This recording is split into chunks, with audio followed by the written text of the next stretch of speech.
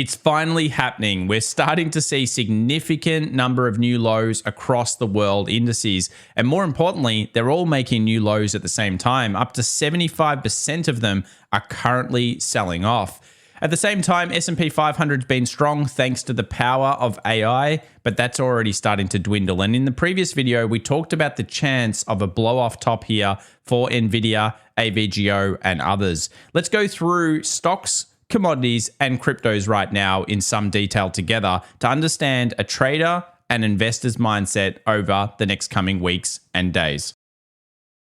So welcome back everybody to the Daily Show where we talk about markets around the world. We'll begin with the news stories, then the macro, then the lead indicators, and of course the hottest charts and the key levels you need to be watching. We've started to see some rotation, but let's begin with the debt ceiling. Yes, it looks like it's been passed and now it's over to the Senate. This is interesting, but of course, we've got the stats in today's video of what actually tends to happen after this time. Some other big discussions that are going on in the markets at this point is this idea of liquidity squeezes. We will do a big special on this to do with treasuries coming up this weekend because a lot of people are concerned about treasuries, but what happened in 2011 might surprise you. In fact, it was the counter opposite to everyone's bearish bets. Everyone went bearish, and then all of a sudden treasuries went through a massive squeeze to the upside. Will that happen again? We've got you covered very, very soon. The Dow has also posted one of its worst months ever, and I mean really, really bad. It's basically the first time this has happened in 11 years. And what's the metric that we're talking about? Well, it's got to do with the Dow only saw green 5 times in May, and that's the fewest monthly up days in 11 years. We brought you this information first when it came to the Dow Jones Transportation Index and obviously the Dow itself. We saw 5 days down, which usually led to a squeeze and then a sell-off. Well, funnily enough, we've got the squeeze. Do we now get the sell-off? 5 days, Dow Transportation Index and also the Dow were down. That only ever happened in 2020 Feb and 2011. And during both periods over the subsequent months, we ended up finding new lows. Now, that didn't mean new lows over the entire period, but we did start to sell off.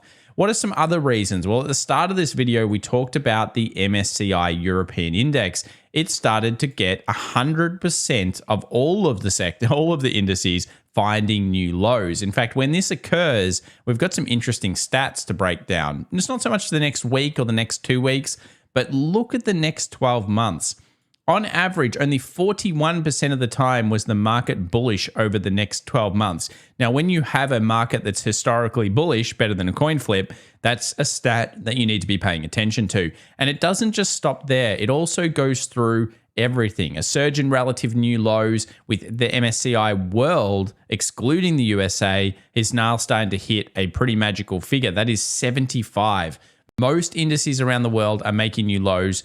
The US is not, thanks to AI. What happens here? Again, some interesting stats. 1 month later, 2 months later, 6 months later, very lackluster returns. And even the best return, 56% of the time, was only 3.3%. People are starting to hunker down and they're very much making concentrated bets on certain parts of the market. So what does this tell us as traders and investors? What do we need to do? Well, let's take a look back at smart money versus dumb money confidence spread. We've been asked questions about this recently and whether it's giving us much edge. I would argue probably not at the moment. We're not seeing a huge confidence spread difference, but we do have a market that is below 0% in terms of the spread itself. Now, when that happens, which is most of the time, the annualized returns from that point in markets are, let's say, lackluster. The S&P 500, which this pertains to, is not usually a great investment from that point on. Now, does that mean the bears are fully in control? Well, let's take a look at pre-election years. We've talked about this a while ago, and we're discussing it here again. We do often see a little bit of a positive June into July during pre-election years, but it's more shady when it comes to July, August, September, and October. From that point, historically very, very bullish. And I think we need to keep in mind that we are going into the worst 6-month period, which we've actually entered into already, the worst 6-month period of the year for the major indices, specifically S&P 500 and Dow, whereas the NASDAQ sometimes can go for a little bit longer. But has it turned? Well, we'll look at that a little later on. Now, of course, we've just seen the beginnings of this whole debt ceiling get fixed up, and it's not necessarily a positive time for markets. In fact, markets have acted negatively after we get these things passed. Since 1990, you can see the stats here. It does tend to lead into bullishness later on, but it's not really a super positive catalyst. In fact, the markets already ran off this concept, so it's often the buy the rumor, sell the fact that tends to happen here when we're looking at anything to do with the debt ceiling. If you're looking at forward PE ratios, right now it is a market of two tails. Basically, the mid caps are very low in comparison to the small caps. They're both very cheap, whereas the large caps are very expensive. 16.8 is the average forward PE, which is something I like to use here. And we're looking at about 18.6 at the time of this recording on the markets. Is it cheap to buy the top stocks at the moment? No. Will it become cheap again? Yeah, relative to their own earnings, I'm sure it will. The key is not to necessarily have FOMO and to understand when things are cheap and not as an investor. Now, as a swing trader, you may not care so much, but we might even be starting to see inklings of a swing trade down. We're not actually activated yet, but there are some signs here in the semiconductors that things are getting a little nasty. Let's move over to some of the lead indicators that we've been using recently. One of them has been skew. We're waiting for skew compression. Take a look at this thing. It's out and about. We're over 150. This is a huge deal. This is basically now entered full black swan territory. And traditionally, the skew has been wrong, but it does show you that people are really paying a lot of money for protection. And effectively, they are all betting on something bad happening. Now, what we're looking for is skew compression. And with the skew breaking out this kind of way, we're looking for those turn events that usually signify significant swing trading and even potential upcoming investment philosophy processes that could be happening. The skew is definitely one I would have on the charts, and I'd be watching it at this point. We also spoke about how we saw the VIX spike out early here for the NASDAQ. Since then, the NASDAQ has dropped. We saw that big spike last week in volatility coming through.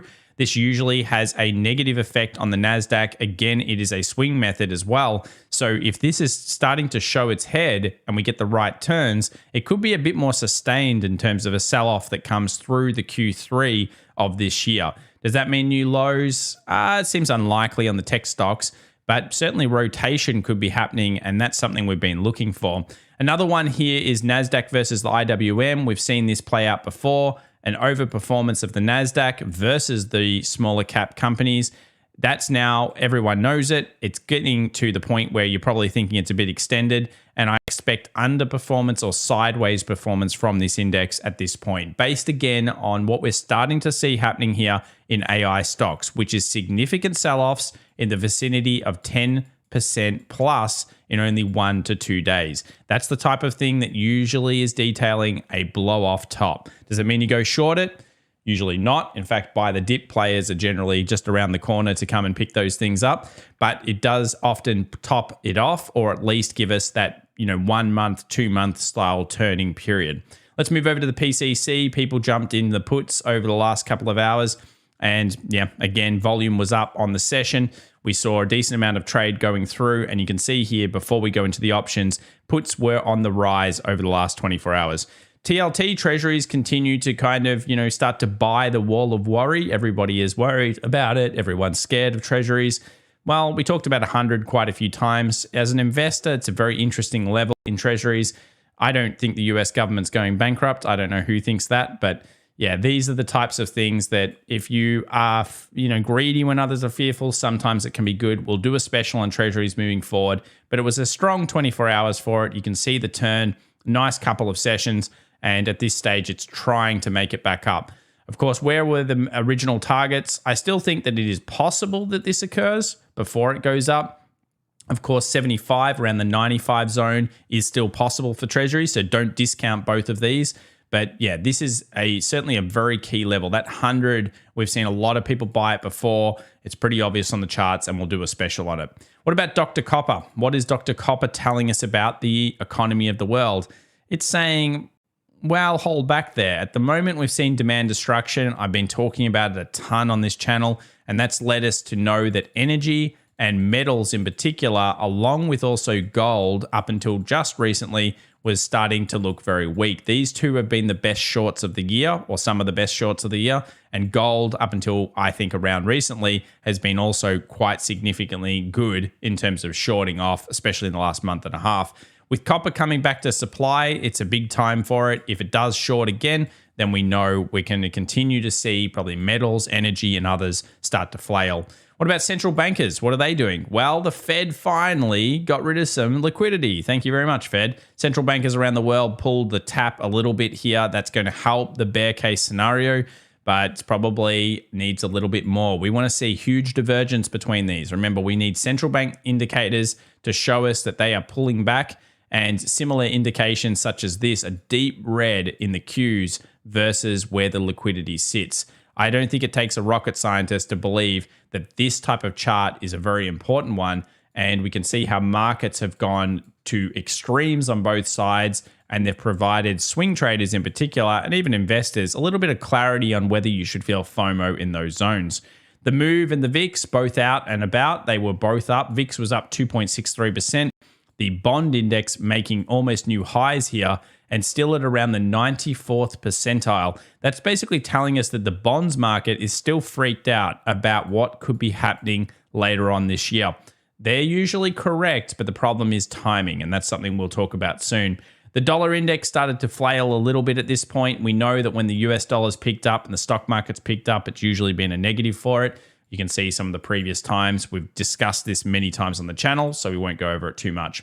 And what about defensives? Have we finally seen people buy defensives? Here's the staples versus the S&P 500. We'll look at this in just a few seconds in a little bit more detail, but you can see here that staples broke to a new low and finally found a 24-hour buy period. The same thing happened with utilities, and this has been something that we have seen more consistently occur during this time of the year. Basically, we're going into some of the worst months of the year seasonally for the pre-election year.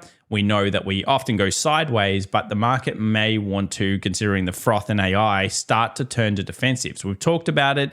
This is the first inkling that we've got that utilities and staples are starting to become a little bit hotter in what have been the worst sectors in the market. I mean, you load up an XLP, look at that, just a horror sell-off there for quite some period of time, down around 10%, but coming back into a pretty well-traded period or zone for it. Let's move over to the options. What happened over the last 24 hours? We saw a continued push on Tesla. I kind of warned against this technically. I think it's basically on the options bandwagon at this point. We saw a consistent amount of calls. However, it was down on the 90-day volume average, so maybe it's starting to top off there a little bit. And as we go through, you can see some of the unusuals. Advanced Auto Parts, AAP, must have been a bad earnings report, down 35% and 30.5 relative to 90-day average. Yeah, everyone was jumping on those puts. As you'll see once you go through here, really it's just kind of like a slowing down of certain sectors that have been doing really well. A lot of semiconductors in here as well. Some of the unusuals we'll go through right now. One that we've been specifically talking about did very well over the last 24 hours. But let's firstly look at the SPY, Qs, IWM, and some of the sectors. So here are some of the sectors. People continue to go very negatively on KRE, which is regional banks. 91% puts over the last 24 hours. That's quite a lot. And I think that is probably started to get a little bit oversold again, but be careful in KRE. It was down 3% on the day as people covered that one up. Look over here to the individual contracts. Interestingly, we finally start to see some ODTE puts. Look at this, the number one contract of the day, SPY puts 418. No wonder we went down. You're looking for an outstanding amount of short dated puts. I've seen a few comments and you say, what about these put walls? Now you're saying that these move the markets. The problem with zero DTEs is they're all needing to be hedged off within the next 24 hours or the next couple of days. So they do create a scramble in a lot of these stocks. And this is the issue with these zero DTEs. You can see here, 418 put was the number one. If you're a seller or a bear in the market, you want to see continued pressure on these zero DTEs, more puts than calls, big volume. And this player here was certainly getting in huge time when it comes to the day trade. And obviously it's already expired A big contract, though, coming into the close. Here's where things get interesting, and I think we probably spotted a good one this week, which was Intel. And Intel showed some further nice calls coming through over the last 24 hours. Here's a big position, 32 on the strike. Obviously, the price moved up about $1.40 in the last 24 hours, a significant move for Intel, and we spotted that one using a mixture of options and obviously understanding the technicals. Technicals with options can be quite powerful, and it makes sense as well to the rotational flow. Do I think Intel will sustain? Maybe a little bit longer, but it's going to be shorter related compared to something like an Nvidia run or a Broadcom run. This is just mopping up the final components. It's kind of like even QCOM has started to see a little bit of pickup on it. Let's go over to the target rate probabilities. I don't know what these guys are doing. Economists have switched again. They went from, yes, there's a rate hike, to now only 30% of them believe it. I mean, does it get any more ridiculous than this in the bingo playing? Target rate probabilities for the 14th of June meeting, now 70% on not rate hiking. So something big has happened in the markets over the last 24 hours, the switch to defensive market sectors. Today, we're sponsored by Tiger Brokers, and I'd like to just take a quick moment to show their platform and some of the ways that you could use it to spot these types of things. Additionally, at the moment, if you're from Australia or New Zealand, you will also be able to get some additional stock from your deposits. If you deposit with $1,500 in the first 7 days, you'll get $50 worth of my favorite stock, which is, of course, Microsoft. Hey, you might as well check them out. Now, why do we like the platform so much? Well, of course, you can go through all the markets they offer and use some of the tools. One of my favorites here in the desktop has to be the 50 market cap sectors and, of course, the rotation that we can see through those. If you've been looking at the last 24 hours, it was finally a day of selling across semiconductors, banks, and some other sectors that have been hot right now. But look where the money was flowing into. The big green ones, utilities, healthcare in general, and mostly defensive staples. They were the three best sectors on the day, along with REITs, and this is what happens when the market starts to bunker down. If we continue to see these types of things, especially through a market going back up again, and we continue to see defensive rotation, it can be very helpful. Inside the platform, you can see it this way. You can also see it through industry codes. Take a look at the last 5 days of transactions. Of course, semiconductors are out number one, and there's also a whole bunch of concepts. What I like a lot about the platform is being able to click on this and see all of the different stocks inside of that sector. You might not know about some of these, but this is a great way of being able to see them. If you're interested in finding out more about Tiger Brokers, there's special offers down below, depending on whether you're from the US, obviously around the world, and of course, Australia and New Zealand. Yes, you are lucky. You do get a bunch of extra special offers in the links down below. So let's now also take a look at this chart just to really reiterate home that the markets went defensive over the last 24 hours. The worst sector was energy. That's no surprises. If I had metals up here, it was fair on the metals side. Utilities, healthcare, staples, really, and REITs, the only ones that were up. The 4 defensives were certainly defensive of the main sectors, and the rest was, of course, technology, semiconductors, all of those were down quite heavily. So it's really just showing you again that if the market continues this defensive move, it's usually getting ready for some kind of swing trade. And we're waiting for further clarification that these bonds, or not these bonds, these particular defensive sectors continue to find that kind of buy support in these markets. Let's move over to the further charts now. We'll start off with some of the lead indicators that can sometimes show us things. Let's take a look at this US dollar. It's in our sell zone. It came up and it tapped into these high wicks, which just basically hold orders, and rejected it. Let's now look at the 2-hour. How does that look? Interesting. So we actually have almost a switch here on the really small time frames, such as the 15 minutes, where we've got a high and a low and a higher high. We won't know from a swing trade perspective until we get below 103.72. And if that does occur, I want to see a close underneath it, then a rally, then most likely a sell. At this point, for a 15-minute or day trader, you're probably looking at it going down there, pulling back into that area, and potentially you're going against the trend. You can see it's dulling, which doesn't mean it's a great short, but it's certainly dulling, and it's probably distributing or accumulating at this point. So dollar at a very pivotal area, like we've been discussing. Gold had a nice breakout. Take a look at the daily here. Decent breakout, rejected back. 2-hour also broke the trend line. So this is the trend line we had on Monday. Quite a nice area for it. And we saw that it came back to this level, found some buyers, and then rallied back up.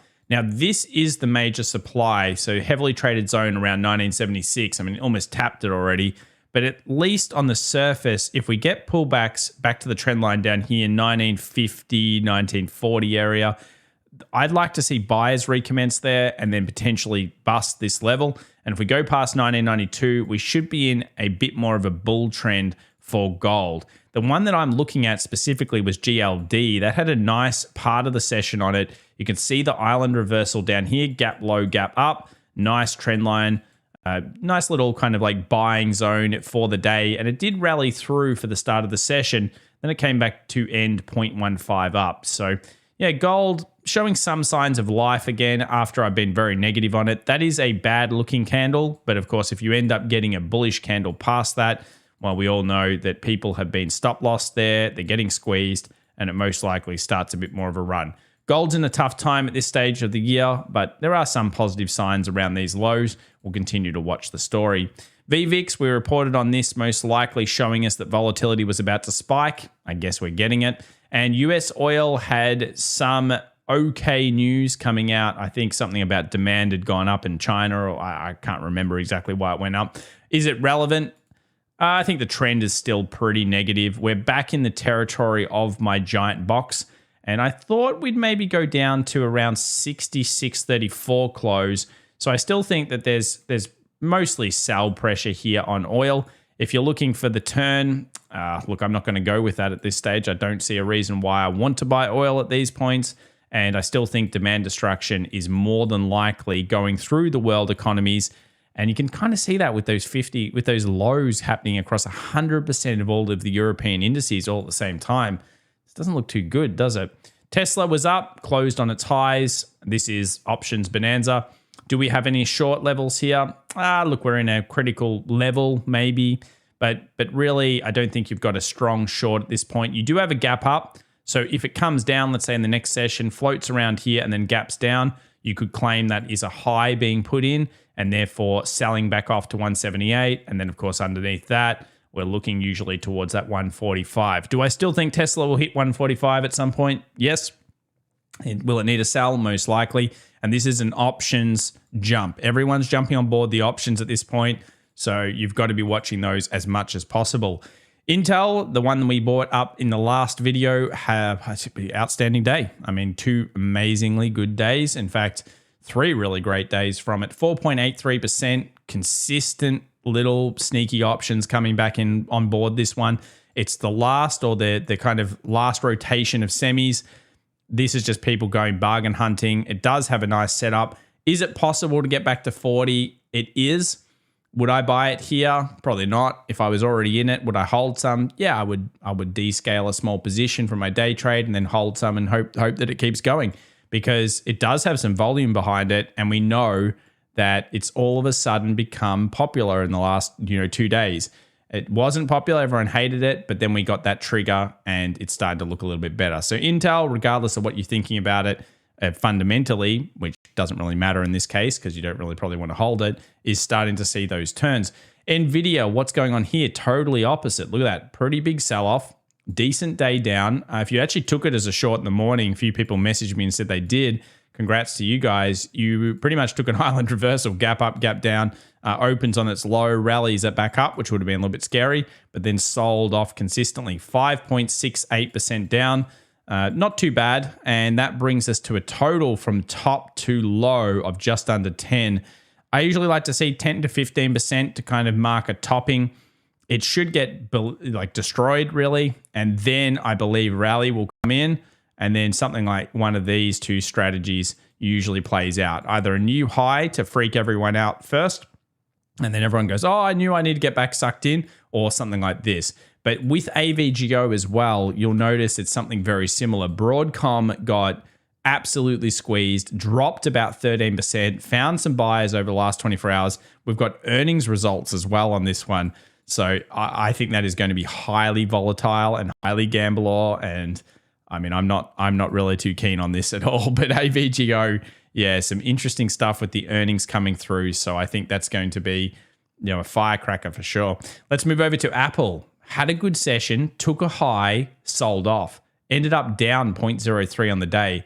Anyone know what that is? Chuck it in the comments down below or pause the video. If you said tweezer, well done to you. That is a tweezer. And if that ends up continuing on, usually that gives you a bit of momentum on the session. So if we take a look here at the tweezer, it could also be a gap up into a tweezer. Do we gap down for the session? Interesting. Is that the high for Apple? Yeah, well, it could be. And if that ends up being the high and then we break our crazy trend line that doesn't end up stopping being bullish, that'll be interesting at all. At the moment, still in a bull trend. But yeah, that we know this is the canary.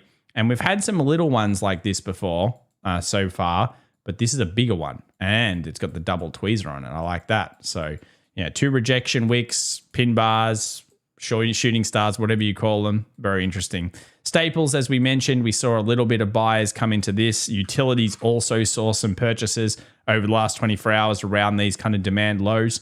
Will they continue up? Well, we'll find out very, very soon. Let's have a look at the international indices. We've got the DAX to start with here. DAX putting pressure on this big, important level. And these European indices are starting to roll over, guys. 15,716. This is a big level. We want bulls to hold this. If they can't hold it, then we go to 15,482. And if we can't hold that, then back down we go into the 15Ks, if not 14s. Similar thing for Australia. You could see here the ASX 200 for the Australian viewers, and most likely the FTSE, though I haven't looked at it, are falling. Why? Dr. Copper, metals, energy, financials down. Not good for the XJO. Very pivotal area, needs to find buyers. If it fails, I would say 69.50 is probably the next point for the XJO. And I still think that that's where it's going to. I've been pretty on top of this one. I do understand it fairly well. We'll find out whether it can hold this trend line. But do remember, it went to a new high last time, then came down. Is that a new high? No.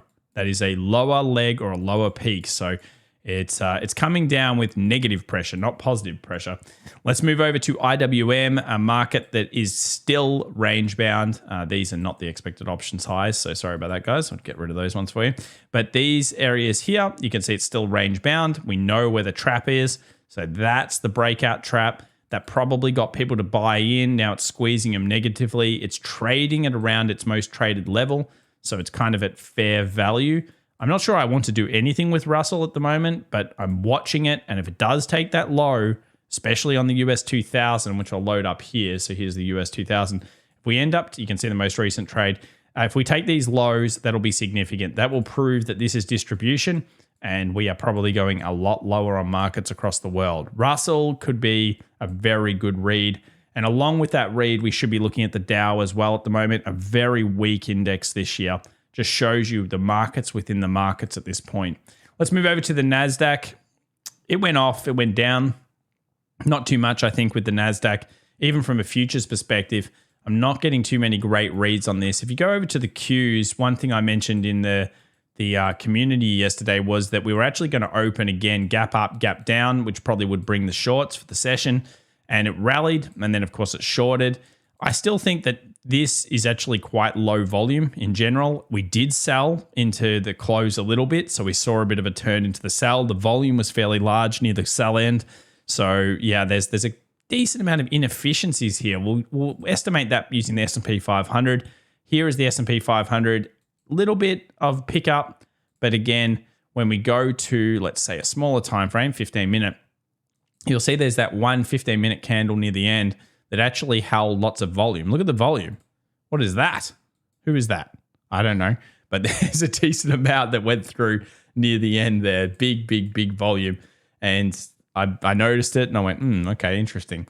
We're still probably targeting down at these 20 moving average, which is 41.50, 41.60 on the futures. That's where a gap sits as well. So, we've got some interesting levels that we could see getting hit on these markets. Let's go over to ES. It went outside the Bollinger again, 61.8 fib pullback from low to high, sits around 41.64. 20 moving average sits around there. That's mean reversion. I would guess at the moment rallies to be met by sell demand down to that level, and then we'll find out whether the buyers can take control. 15-minute charts. A few people wanted me to look at these. I don't see incredible strength yet. Where would the strength come back in on these markets? Oh, it's going to be tough. I would probably guess that you would need to at least take 42.3. 42.17, obviously I've said that's a big close level. I don't know if I see a bullish kind of thing in the market just yet. I would guess still 41.60, possible buyers there. Then they clip that, sell, then you look for the buy. But at this stage, it's mostly rallies to be met by shorts. At least that's what the market's looking like. Let's move over to Bitcoin. That sold off from that level. Unfortunately, no replicatable easy trade there, but we knew it was a key zone. We've come back down. If we keep failing and we keep pushing a daily underneath this alert zone, we probably need to modify that now because of the daily close. So you're going to need an alert underneath this area here, which is somewhere around 26,320. At that point, we should really be going towards, 24,000. But here's the bull case for it. If you are a bull on crypto, it is almost back to the zone. See how it picked the 61.8? Let's go to the 10-minute chart just to show you if you are a bull, this is the area for the bulls. This is the significant low high, lower low. We've seen a bit of a breach to the upside. It's coming back down now. Bull case scenario, people, they need to be looking at it right here, small time frame, and saying, well, this is stop loss, take profit, etc. Whatever your strategy might be, this is the area where the Bitcoin should do better. Yeah, it has to kind of find the buyers right here, right now. Let's find out whether it can. So there are bull case on the small time frame, bear case on the big time frame at this point, and the bears just want new lows. You get new lows, you'll be pretty happy with yourself.